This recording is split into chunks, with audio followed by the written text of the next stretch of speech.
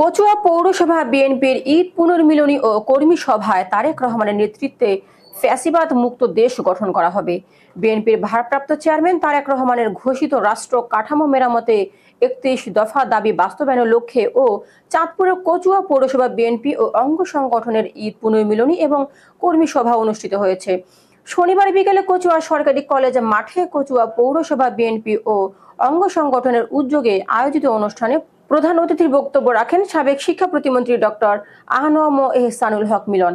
এ সময় তিনি বলেছেন, ফ্যাসিস্ট আওয়ামী লীগ গত ১৫ বছরে এদেশের শিক্ষা ব্যবস্থাকে ধ্বংস করে মাটিতে মিশিয়ে দিয়েছে।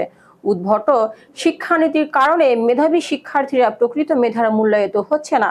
আমাদের সময়ে বিএনপির ভারপ্রাপ্ত চেয়ারম্যান তারেক রহমান ও দেশনেত্রী বেগম খালেদা জিয়া আমাকে শিক্ষা প্রতিমন্ত্রীর দায়িত্ব দিয়েছেন, তখন আমি সারা দেশের নকল বন্ধ করে দিয়েছিলাম বলেই তখনকার মেধাবী শিক্ষার্থীরা এখন সচিবালয় সহ বিভিন্ন দপ্তরে দাপিয়ে বেড়াচ্ছেন। দেশের শিক্ষা ব্যবস্থায় কারিগরি শিক্ষাকে গুরুত্ব দিতে হবে। একটি শিক্ষা কমিশন দরকার।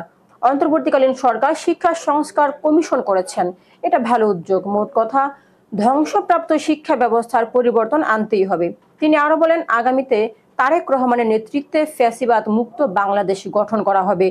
মিলন সমর্থিত কচুয়া পৌরসভা বিএনপির আহ্বায়ক বিল্লাল হোসেন মজুমদারের সভাপতিত্বে ও সদস্য সচিব আলমগীর হোসেন সেলিম পাটোয়ারি ও যুগ্ম আহ্বায়ক শফিকুল ইসলামের যৌথ পরিচালনায় বিশেষ অতিথির বক্তব্য রাখেন কচুয়া উপজেলা বিএনপির প্রধান সমন্বয়ক শাহজালাল প্রধান, উপজেলা বিএনপির সভাপতি খায়রুল আবেদিন স্বপন। এ সময় পৌরসভা এলাকায় বিএনপি ও অঙ্গ সংগঠনের কয়েক সহস্রাধিক নেতাকর্মীরা উপস্থিত ছিলেন।